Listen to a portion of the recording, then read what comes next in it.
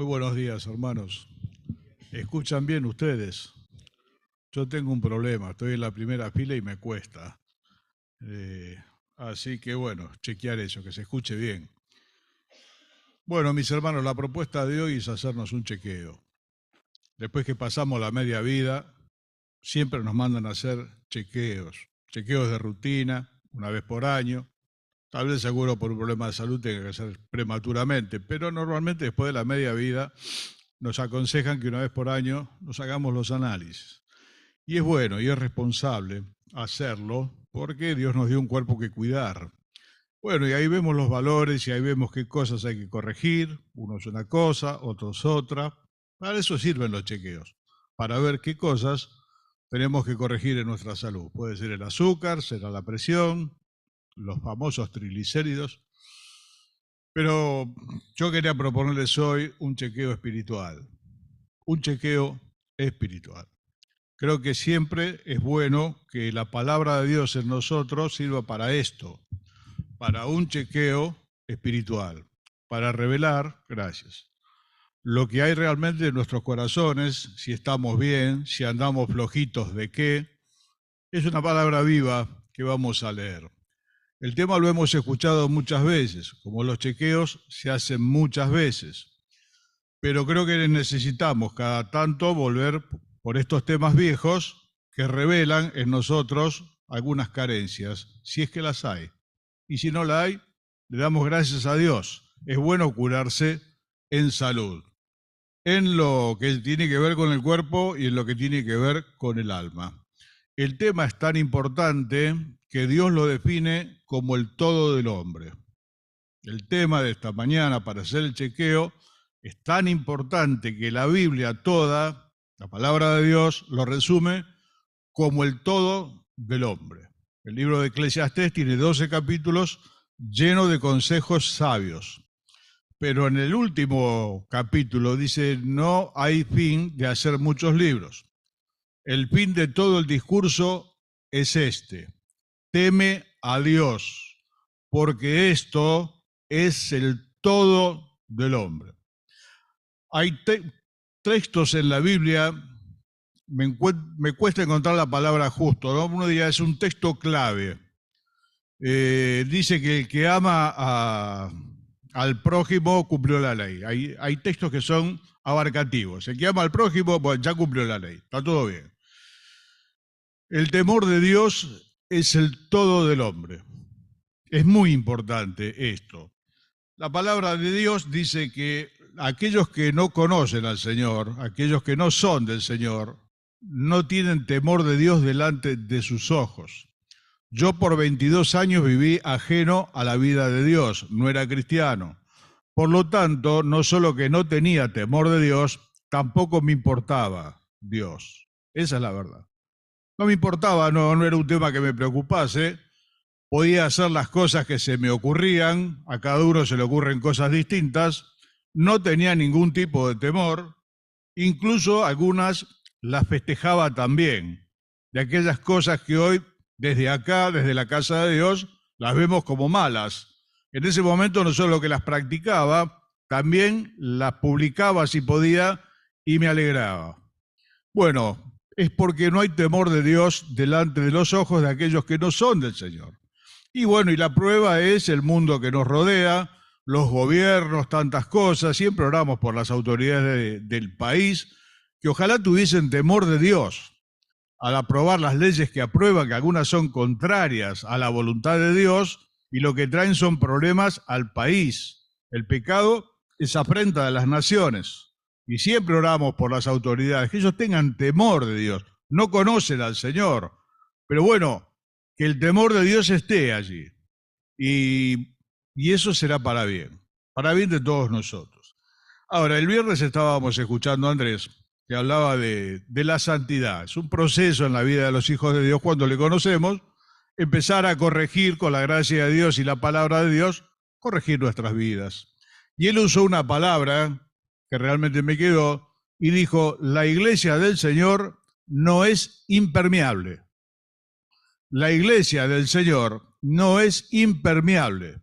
¿Impermeable a qué?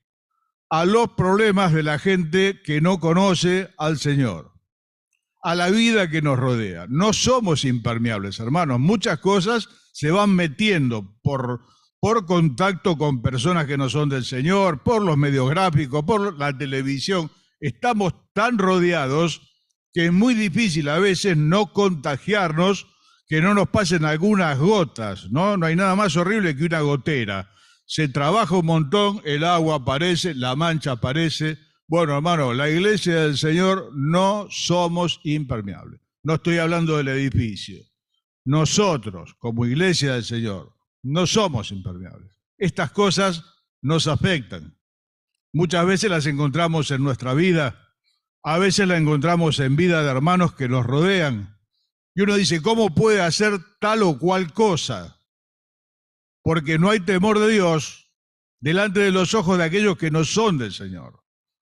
Pero aquellos que somos del Señor, hay cosas que no nos son propias de hacer. Y nuestra manera de vivir denota qué temor de Dios hay en nosotros. La pregunta surge, ¿cómo podemos temer a quien nos ama? Todo el tiempo estamos hablando del amor de Dios. Dios es amor. Dios no es que tiene amor. Dios es amor. Básicamente Dios es amor.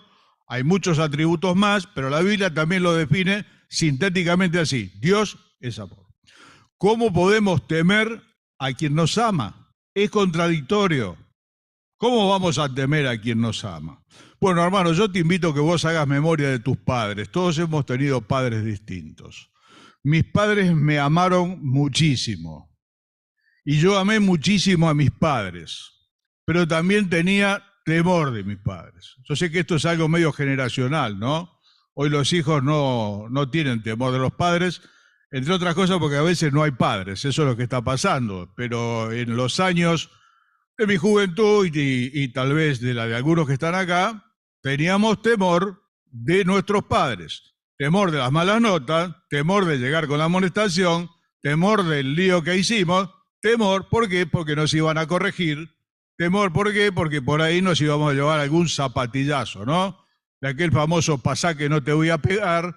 Cuando vos pasabas, de atrás te daban una mano. Y qué bien que nos hizo. Lo quiero reivindicar, hermanos, una enseñanza de la palabra de Dios. Corrige a tu hijo y te dará descanso. Y a veces con la varita.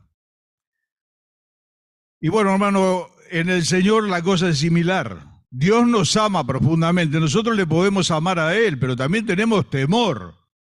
Tenemos temor, hermano, de Dios, de hacer aquellas cosas que no le agradan, de llegar con la mala nota, de llegar con la amonestación, de llegar con toda la ropa rota, ¿no? Aquello que nos rompíamos el pantalón y nos veía la ropa la mamá o el papá, bueno, había para conversar después. Hoy me acordaba bastante, y lo hacemos a menudo, de Jorge Jopaso. Muchos de ustedes no lo conocieron, ha sido un hermano muy importante en medio nuestro, pastor de la iglesia por muchos años. Marcó la vida de muchos de nosotros con la enseñanza de la palabra de Dios, y él este tema lo traía a menudo. Y Jorge tenía una frase que decía, el que no teme a Dios es porque no lo conoce. El que no teme a Dios es porque no lo conoce. Y nosotros como cristianos puede ser que seamos ignorantes de muchas cosas que están en la palabra de Dios. Por eso es necesario conocer todo el libro de Dios. El carácter de Dios se revela en este libro. Cuán amoroso y cuán temible. La Biblia dice que Dios es temible poquito. Dios es temible en gran manera. Dios es temible en gran manera. A la vez es nuestro Padre. Y como a nuestros padres, también tenemos temor, hermano, de hacer lo que no le agrada. El otro día estaba hablando de otro tema en otro lado, pues se acercó una chica posiblemente de colegio secundario, me dijo, mira, te quiero consultar por algo que lo están diciendo en la escuela, y yo lo había escuchado por televisión también.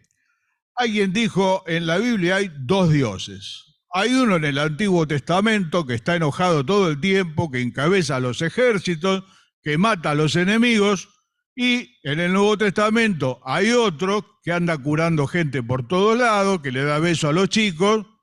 ¿Cómo puede ser? Dice, bueno, el primero se lo inventaron los judíos para justificar la guerra. Y el segundo lo inventaron también en Occidente y demás, toda una razón política. Digo, bueno, mirá, la razón es esta. Quienes dicen estas cosas no conocen la persona y el carácter de Dios. Es el mismo Dios. Dios fue manifestado en carne, dice la Biblia, en la persona del Señor Jesús. Ahora, hermano, ¿cuál es la diferencia? El Señor vino en misión redentora. Vino para dar la vida en rescate por todos. No vino a juzgar, vino a rescatar. Dijo el Señor, yo vine a buscar y vine a salvar lo que se perdió. No era tiempo de juicio, era tiempo de un llamado al arrepentimiento, era tiempo de que Él salvase lo que se había perdido. Ahora, cuando uno mira todo el libro de Dios, en el futuro, cuando el Señor vuelva, dice, va a volver sin relación con el pecado. ¿Qué significa? Ya no viene en misión redentora, viene en misión judicial, porque Dios ha puesto todo el juicio en la mano del Hijo, dice la Biblia, y allí los hombres conocerán lo que no conocen por no leer el libro, lo que se llama la ira del Cordero. Ese Cordero, que es una figura del Señor, que se entrega mansamente a la muerte. Nunca vi matar un cordero, pero hay hermanos que lo conocen, tienen experiencia. No se defiende. Está el cuchillo cerca y ni se mueve y lo clavan y muere. Bueno, el Señor es el Cordero de Dios, quita el pecado del mundo, en misión redentora. Hermano, cuando el Señor vuelva en misión judicial, allí van a ver cuánto se parece al Padre en el Antiguo Testamento.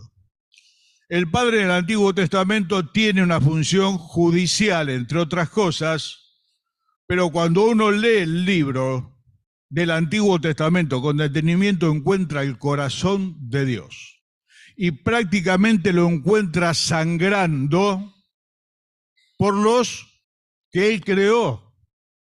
Se conmueven mis entrañas, decía el Señor. Le habló a una tribu, Efraín. ¿Cómo he de abandonarte a ti, Efraín?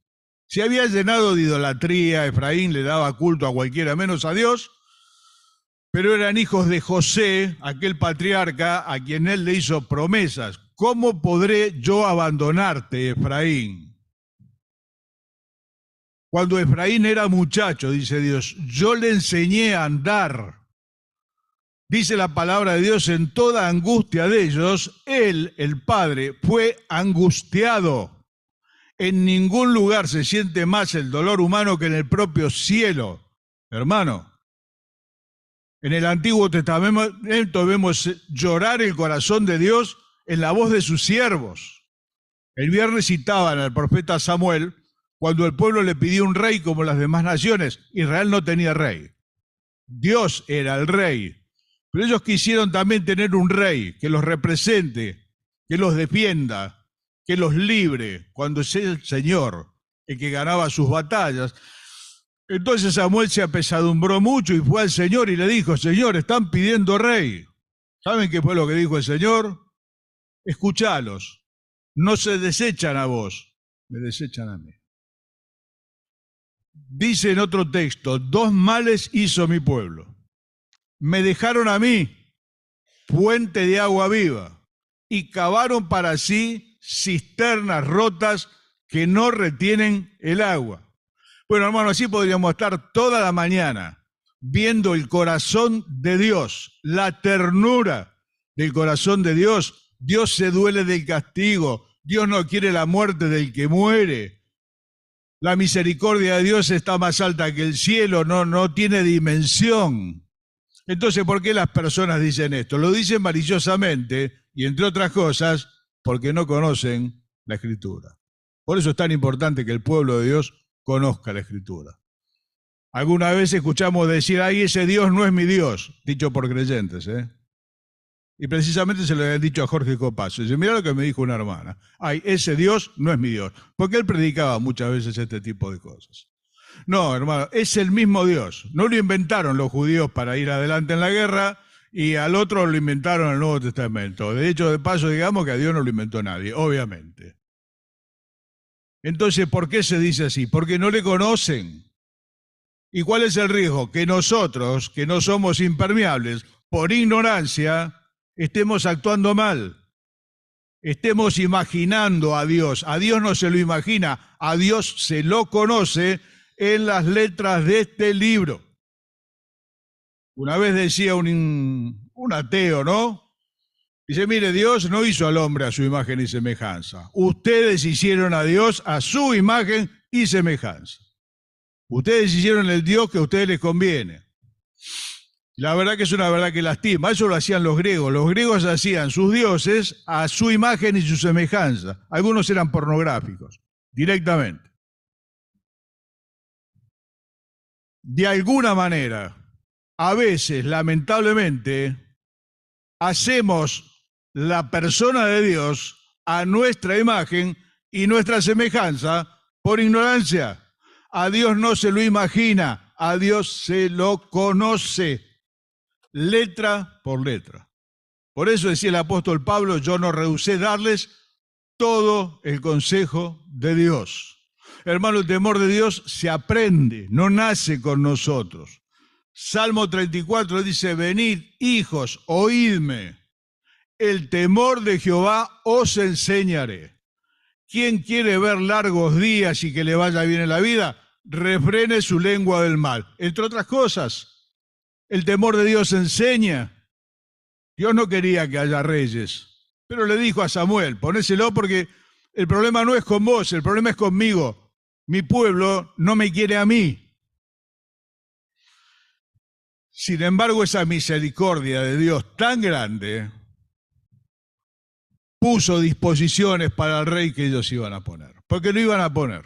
Entonces le dijo, cuando pongas rey sobre vos, será de entre tus hermanos. Y de una cantidad de condiciones que ese rey tenía que poner.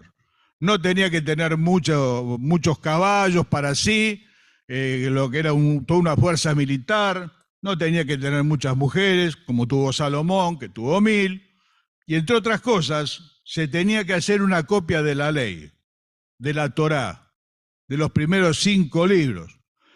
Lo tenía que copiar a mano. Te hago un pequeño desafío. Copiate, aunque sea un evangelio, a mano, escribilo vos a mano. Yo esto lo voy a hacer en Bahía Blanca. En Bahía Blanca habían hecho un desafío de escribir entre toda la iglesia, a cada uno le habían dado un capítulo o 2 para escribirlo y tener un libro que sea una copia, pero no de fotocopia, que sea una copia hecha a mano por cada uno.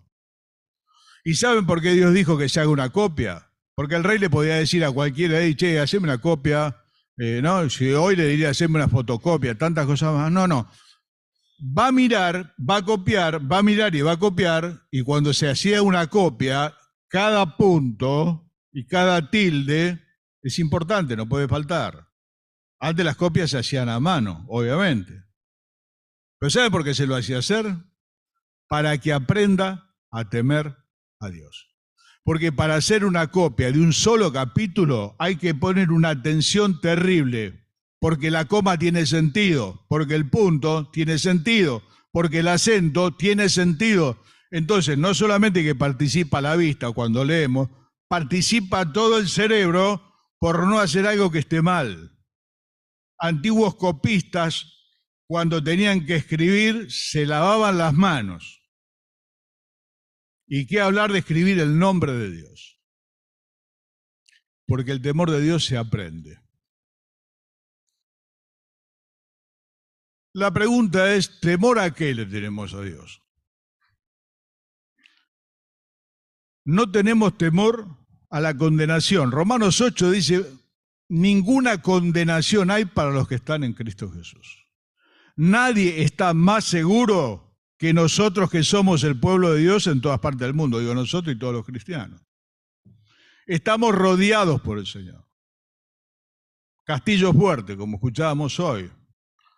Torre fuerte, dice otro pasaje, es el nombre de Jehová nuestro Dios. A él correrá el justo y será levantado. Inexpugnable. Dios está alrededor de su pueblo. Así como Jerusalén tiene montes alrededor de sí, dice el Salmo 125, así Dios está alrededor de su pueblo, desde ahora y para siempre.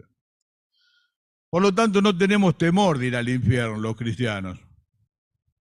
Es un temor que no tenemos. Es un temor que está ligado a la muerte. La muerte es el paso que, si bien conocemos, todavía nadie cruzó de nosotros. El Señor lo cruzó, fue y vino, Lázaro también. ¿Cuántas cosas le habrán preguntado a Lázaro? ¿No? ¿Qué viste? ¿Qué no viste? Pablo fue arrebatado al cielo. Algunos piensan que cuando lo apedrearon murió y dijo mucho de lo que vi, no lo entendí. Hay algo que es distinto, ¿no? Es superior a todo. No tenemos, hermanos, temor a perdernos. Nadie tiene que tener temor. Algunos grupos cristianos predican que la salvación se pierde. Entonces le dice, cuidado con lo que haces, porque te vas a ir al infierno. ¿Qué hiciste? Te vas a ir al infierno. Y algunos grupos cristianos oran antes de dormir por la duda, Señor, te pido perdón por si durmiendo me muero, me voy al infierno. No, hermano, no. Si bien tenemos que pedirle al Señor perdón cuando hacemos algo mal, estamos totalmente confiados en Él. Ya está. No hay ninguna condenación para los que están en Cristo Jesús. Bien, entonces, ¿a qué le tememos, hermano? A Dios. Si estamos tan seguros, si la salvación que Dios nos dio no se pierde, si nada ni nadie nos puede separar del amor de Dios que es en Cristo Jesús, ni la vida ni la muerte, ni principados, ni ángeles, ni potestades. Hoy hablábamos de él en el himno 395, ¿no? Con furia y con afán, acósanos, Satán, un enemigo poderosísimo. No tenemos idea bien de la potestad, del poder. Dijo el Señor, el mundo entero estaba bajo el maligno. Por el momento, esto es así. Y no es un cuento infantil. Bueno, hermano, el Señor nos ha librado. La palabra de Dios dice que el Señor nos guarda y el maligno no nos toca. Y para tocar a cualquier hijo de Dios, tiene que pedir permiso a Él. Pero en síntesis, no tenemos temor. Y por la gracia de Dios, no tenemos temor a la muerte, aunque es una experiencia que ninguno buscaría. El apóstol Pablo mismo, un gran siervo de Dios, dice, yo quisiera ser revestido, no desnudado, ¿no? Ser desnudado, ¿qué significa? Morir, dejar el cuerpo en la tierra, partir para estar con el Señor. Siendo así, que él conocía eso y todo, si yo quisiera ser revestido, que el Señor venga ahora y nos transforme y ninguno de nosotros pasemos por ese caminito que todavía no pasamos nunca. Sabemos que el Señor va a estar ahí, pero hasta ahora nadie lo pasó, excepto el Señor. Volvemos a lo mismo. ¿A qué le tenemos temor? ¿Qué tenemos que temer, hermanos de Dios? Desagradarle. Desagradarle. La palabra de Dios nos llama más de una vez a agradar al Señor en todo. Entristecerlo. Yo tengo miedo de perder la bendición de Dios. Tengo miedo de perder la bendición de Dios. Porque hay una bendición de Dios para su pueblo por ser su pueblo. Pero hay una bendición muy importante para los que le temen. Yo quiero esa bendición. Tengo miedo de perder la noción de la presencia de Dios. Cuando en la vida de cualquiera de nosotros a veces se oscurece y perdemos la noción de la presencia de Dios, se me aterra el corazón. Lo dijo el poeta en el himno 2:22, cantamos hoy. Sin tu influencia santa, la vida es un morir. Gozar de tu presencia, eso solo es vivir. Y cuando hacemos mal, esa presencia es como si se velase. Y hermano, cuando esa presencia se vela en nuestra vida, es una situación horrible. En una ocasión, el rey David disciplinó a uno de sus hijos, porque se había rebelado contra el padre, una historia larga. Se llamaba Absalón, era el preferido de él. Entonces le pidieron mucho para que lo haga volver, porque lo había mandado lejos, disciplinado.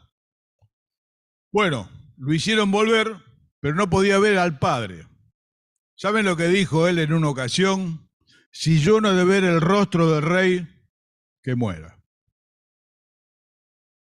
Si yo no he de ver el rostro del rey. ¿Qué sentido tiene, hermano? ¿Te gusta el sol?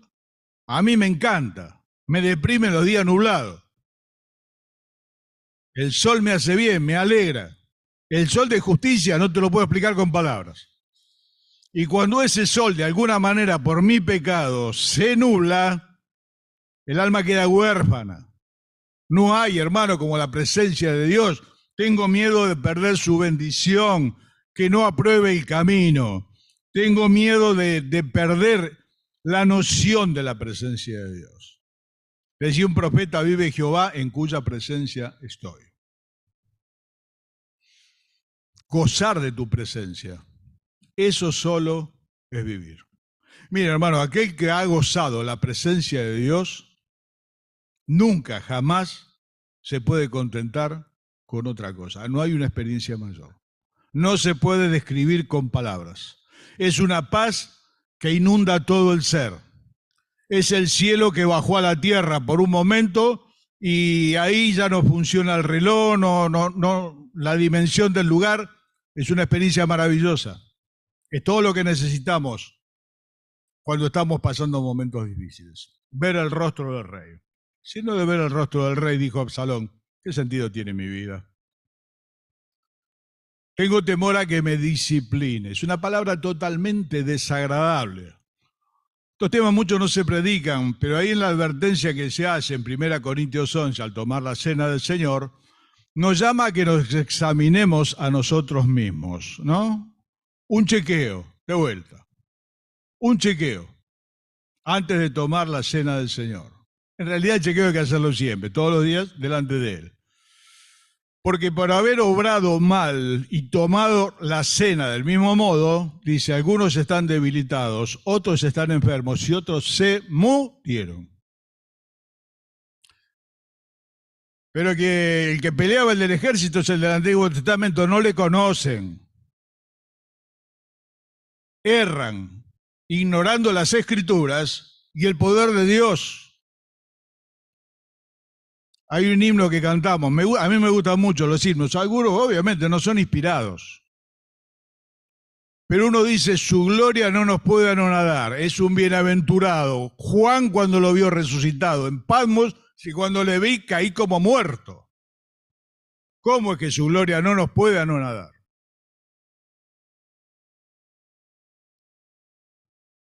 En una ocasión, en el primer tiempo de la iglesia, los hermanos pensaban que el Señor venía en esos años. La necesidad era muy grande, la desigualdad social era mucho mayor que ahora. Muy poquita gente con dinero, mucha gente viviendo del campo, y algunos ni eso, eran esclavos.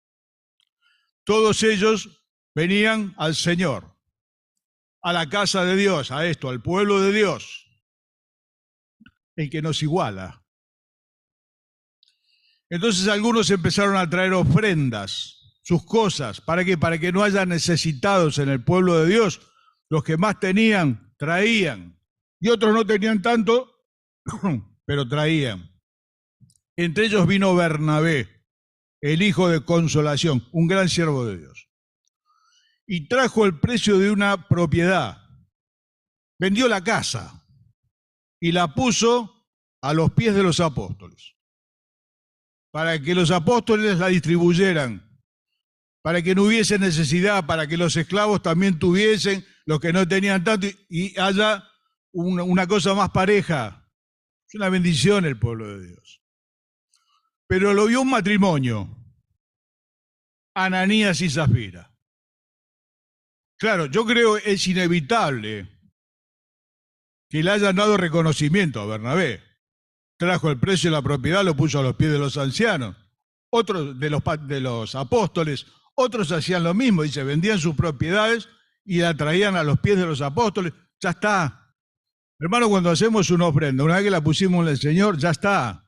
Hay hermano que dice, yo puse para esto, yo puse para el otro. No, esto no es un fondo de inversión. Cuando se da la ofrenda, se da al Señor, en este caso no están los apóstoles, están los ancianos, ya de ahí en más son responsables ellos de lo que va a pasar. Rebobinamos un poquito el carretel. Este matrimonio lo vio. Entonces ellos también se pusieron en la fila de los que ponían las propiedades a los pies de los ancianos, de los apóstoles. Entonces llegaron y estaba el apóstol Pedro. Entonces llega primero el hombre de la casa, Ananías. Y bueno, acá está. Y el apóstol Pedro le dijo, sabiendo de parte del Señor, ¿es este el valor? Sí, sí.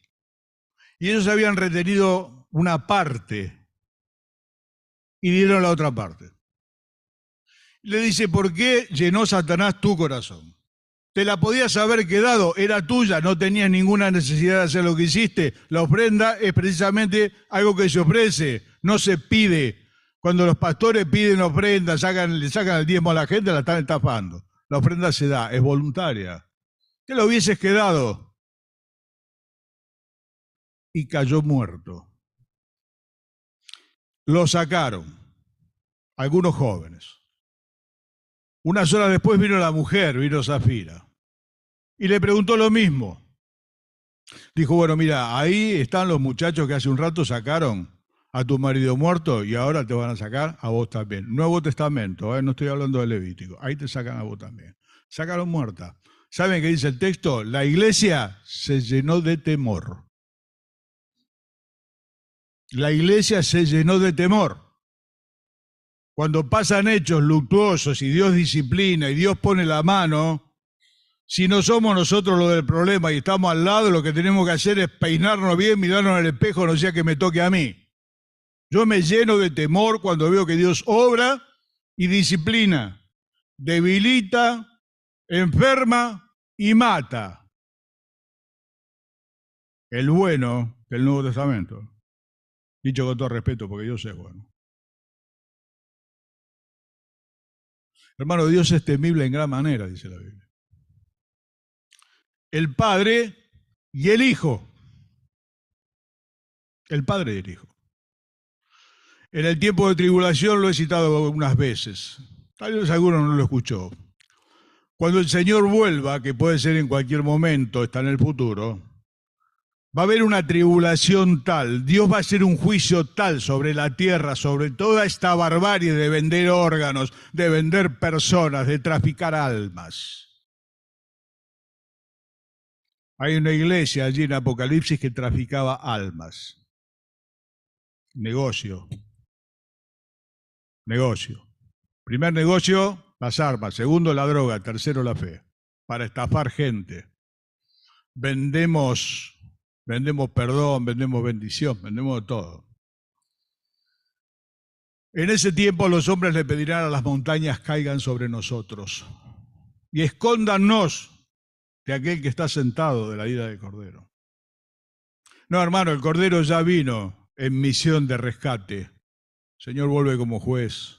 Entre las nubes del cielo, y aquellos que lo vean harán lamentación sobre él. Mirarán al que traspasaron y harán lamentación sobre él como quien se lamenta por el primogénito, como aquel que se le murió el hijo mayor.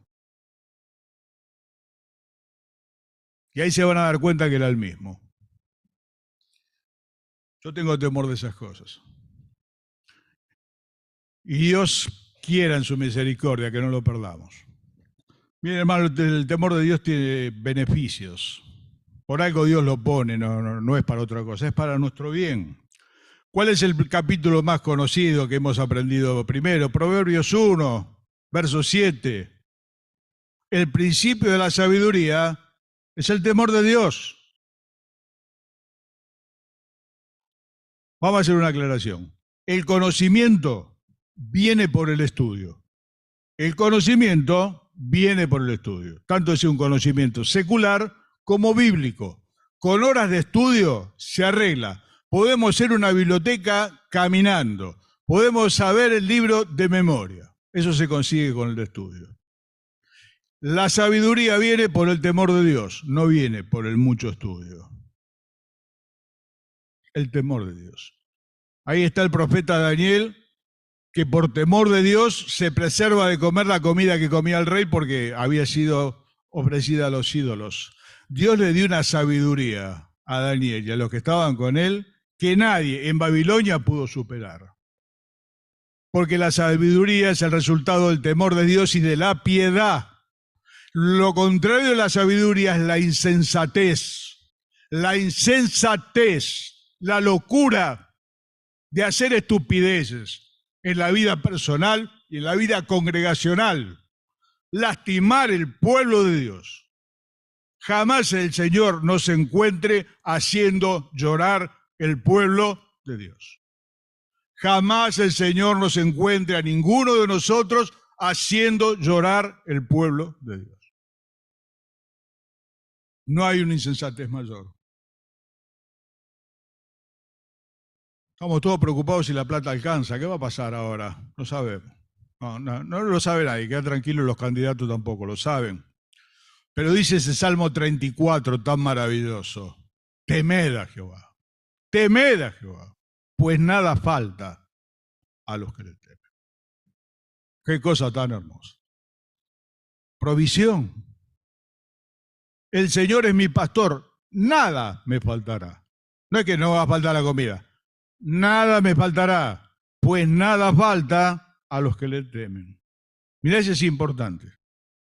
Temer al Señor. Y se puede temer y se lo puede amar. Lo vuelvo a decir como hemos amado y temido a nuestros padres en buena hora.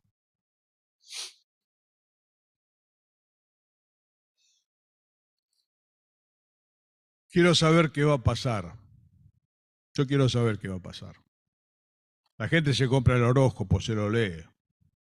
Una vez escuché un periodista y dice, no vino al diario el que escribía el horóscopo, agarré y lo escribí yo. Es lo mismo, ¿no? Total. Cuando éramos chicos comprábamos el chicle bazooka. Los chicos jóvenes no lo conocieron, nosotros sí. Todavía y había una pequeña historieta y decía, hoy te va a ir bien, hoy te va tal y cual cosa. Era el horóscopo para los chicos. Los cristianos queremos conocer la voluntad de Dios para nuestra vida. ¿Cuál es el camino? Hermano, elegir entre lo malo y lo bueno no es tan difícil. Lo hacen los vecinos también y no son del Señor. El problema está en elegir entre lo bueno y lo mejor. Saber cuál es el camino que Dios pone para que yo camine. Que Dios pone para que vos camines. Si bien hay caminos que son comunes, hay que tomar decisiones. Hay que conocer la voluntad de Dios, el gran desafío de la vida. Salmo 25. La comunión íntima de Dios es con los que le temen, con los que le tienen en cuenta, con los que le preocupa lo que están haciendo por si Dios le agrada o no le agrada. Y a ellos hará conocer su pacto. Dice un pasaje más antiguo, nada hará el Señor que no lo revele a sus santos los profetas. Pero no de cualquier manera, ¿eh? Yo me lamento, hermano, no lo digo acá, la cristiandad en general. En general está en cualquiera. Y siempre hay un remanente en todas las iglesias que caminan en el temor de Dios, en vestiduras blancas. En general hoy el mundo evangélico está en cualquiera, está a la deriva. Se escuchan las cosas más insólitas de todo tipo. No terminaríamos nunca con esto. Yo quiero conocer la voluntad de Dios, porque conociéndola voy a acertar. Y cuando no acierto, me perjudico. El 85% de la voluntad de Dios está escrita acá, por eso es tan importante leerla toda. Pero hay un 15% que es con quién me voy a casar, cuántos hijos voy a tener, si compro, si vendo, si cambio de trabajo, tantas cosas más. ¿Cómo lo voy a saber? La comunión íntima del Señor es con los que le temen, y a ellos hará conocer su pacto. Será una voz sin sonido, parece un contrasentido, ¿no? Que toma el pasaje de la Escritura y lo pone en tu corazón y quita toda tu inquietud. Y te llena de profunda paz. Y te dice, este es el camino. Andad por él. Yo nunca escuché la voz audible. Por la gracia de Dios he podido vivir esta experiencia más de una vez. desconcertado, no sabiendo, clamando. Este es el camino, andar por él. Y en ese momento yo siempre cuento, es como si me hubiesen desenchufado el ventilador que tenía dentro de la cabeza, ¿no? A veces parece que tenemos un ventilador en la cabeza. Dios hace conocer su pacto. Temed a Jehová, todos usaban el Salmo 103, porque la misericordia de Jehová es sobre los que le temen, sobre los hijos de sus hijos. Un atributo maravilloso, la misericordia de Dios. Dios tiene misericordia a todos nosotros, si no, no estaríamos acá. Pero hay una porción muy especial para aquellos que le tienen en cuenta. Antiguamente hubo muchos grupos cristianos, existieron los cuaqueros. Aquellos que tenemos más de 20 y tanto, 20 y 30, 20 y 40, tomamos cuáquer. Y en la caja del cuáquer estaba la cara del cuaquero. Y le decían el cuaquero porque era un grupo de cristianos que temblaban literalmente delante de las cosas de Dios. Cuaqueros. Y después alguien le encontró la vuelta, hizo el cuáquer y se llenó de plata. Ahí está la foto, algunos se acordarán, ¿no? La foto del cuaquero en la caja. Temor de Dios. El temor de Dios prolonga la vida, alargará los días. No, dice, el destino ya está marcado, dice la gente como que está declarando, vaya a saber qué. Querido, el destino no está marcado. Dios alarga los días y Dios acorta los días. Guarda con la frase de novela. No, porque ya el destino está marcado. En algún momento voy a reventar. No. Dios los alarga, Dios los acorta. Hace poco hablaba con un joven que tiene problemas con sus padres.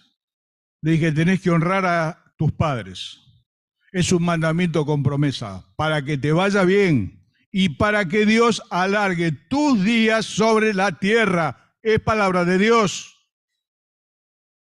Dios los alarga y Dios los acorta. En su soberanía. Hermano, Dios nos libra del mal. Dice, con misericordia y verdad se corrige el pecado. Y con el temor de Dios, los hombres se apartan del mal. Con misericordia y verdad. Es un consejo que David le dio al hijo, a Salomón. La misericordia y la verdad, atalas a tu cuello. Es como, yo no sé por qué me quedó la imagen de la boleadora, ¿no? Te colgás acá, una pelotita de cada lado. No así, ni así. Así. Ni todo misericordia, ni todo verdad.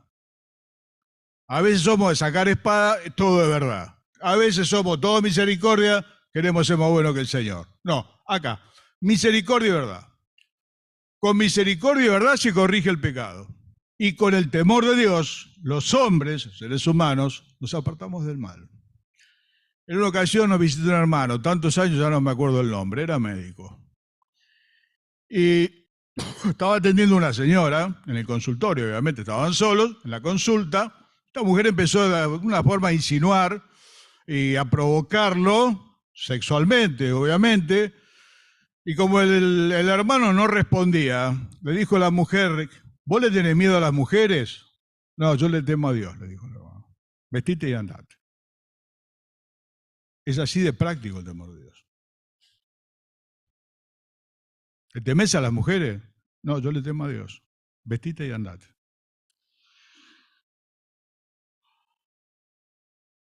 Le dejo el último, que es el secreto del éxito. Está en Eclesiastés 7:18, si alguno lo quiere guardar. El que teme a Dios sale bien en algunas cosas. Vamos de vuelta. El que teme a Dios sale bien en todo. ¿Querés que te vaya bien en todo? Amén con las dos manos, yo levanto los dos brazos, no puedo porque yo tengo el hombro medio, pero vamos arriba. Sí. Bueno. El que teme a Dios va a salir bien en todo.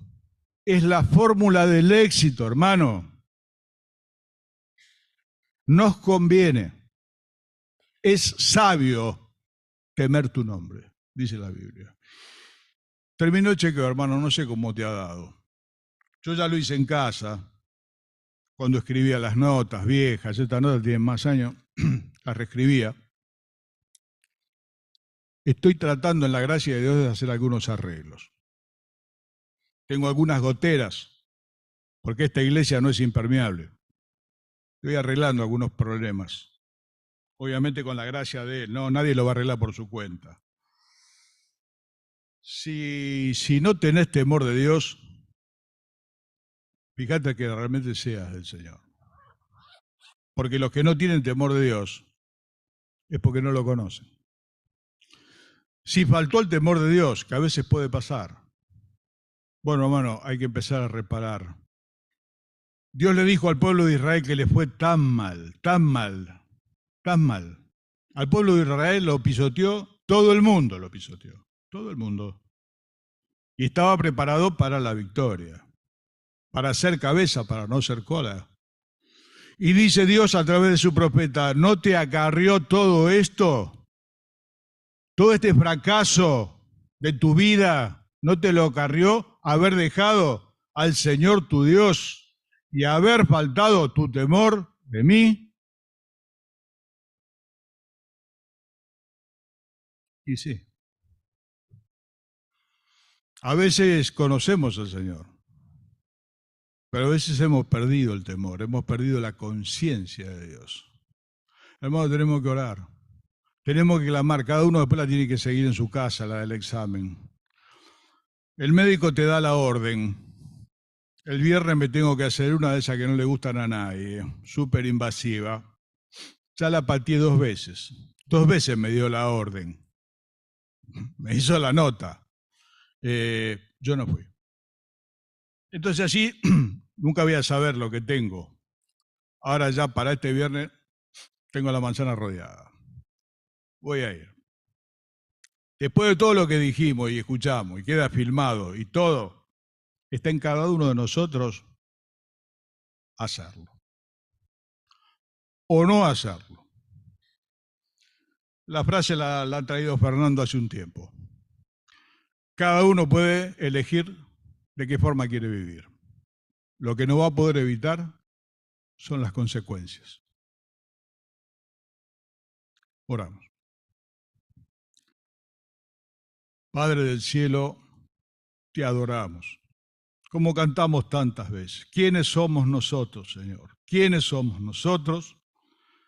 Sino los redimidos de tu pueblo, aquellos que viniste a buscar, a salvar, pero no somos nada por nosotros mismos. Confesamos con el apóstol Pablo que el mal está en nosotros. Señor, que ha faltado más de una vez tu temor en nuestra vida. Queremos rogarte que nos ayudes, Señor, con esto que hemos hablado hoy, a mí el primero, y a todos los hermanos. Quisiéramos ser un pueblo que teme tu nombre, porque el temer tu nombre es sabio, será nuestro bien. Señor, que tu temor realmente, si no está apoderándose de nuestro corazón, se apodere. Que tu Espíritu, Señor, renueve en nosotros el temor tuyo. Danos avidez por la palabra tuya para que aprendamos a temer a Dios. Porque el que teme a Dios saldrá bien en todo. Y nosotros, Señor, queremos que nos vaya bien. Bendice a los hermanos que no han podido venir. Bendice a la iglesia toda, Señor, en este tiempo que atravesamos de tanta dificultad, de tanta confusión.